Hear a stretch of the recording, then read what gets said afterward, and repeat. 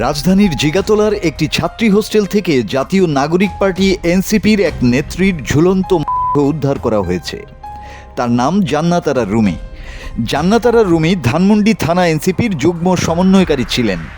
আজ বৃহস্পতিবার সকালে তার মরদেহটি উদ্ধার করা হয়। তার বাড়ি নওগাঁর পত্নীতলায়। তার বাবার নাম জাকির হোসেন।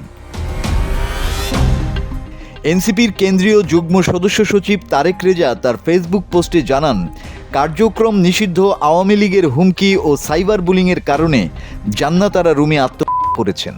এই পোস্টে তিনি লেখেন, এটি আত্মহত্যা নয়, এটি।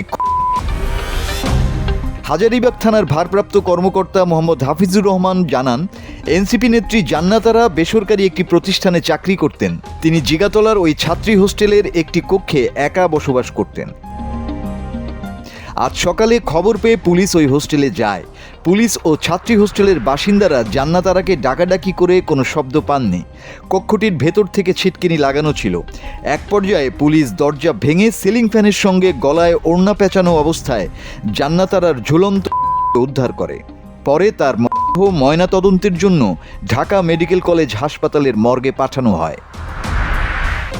এদিকে জান্নাত আরার উদ্ধারের ঘটনায় বেলা 11:30টার দিকে সামাজিক যোগাযোগ মাধ্যম ফেসবুকে ভেরিফাইড পেজে পোস্ট দেন এনসিপির কেন্দ্রীয় যুগ্ম সদস্য সচিব তারেক রেজা।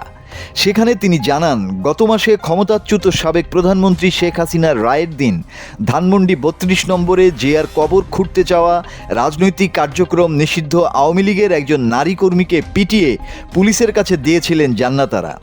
এরপর থেকে আওয়ামী লীগ জান্নাত আরাকে সাইবার বুলিং, হত্যা ও ধর্ষণের হুমকি দিচ্ছিলেন বলে তারেক রেজা তার পোস্টে জানান। ওই পোস্টে তারেক রেজা আরও লিখেন, এই কারণে জান্নাত আরা রাতে করেছে। ফেসবুকে দেয়া ওই পোস্টে তারেক রেজা আরও লিখেছেন, এটাকে আমরা আত্মহত্যা হিসেবে দেখতে রাজি নই, এটা যারা আমার বোনের জীবনকে তছনছ করে দিয়েছে তাদের জীবন আমরা শান্তিতে কাটাতে দেব না। মাসুদ হাসান, বাংলা টিভি।